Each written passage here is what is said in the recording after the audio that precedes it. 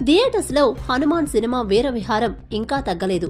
Cinema విడుదలై 15 రోజులు గడుస్తున్నా కలెక్షన్స్ జోరు మాత్రం తగ్గడం లేదు. ఇప్పటికీ చాలా చోట్ల హౌస్ఫుల్ కలెక్షన్స్ తో దూసుకుపోతుంది ఈ మూవీ.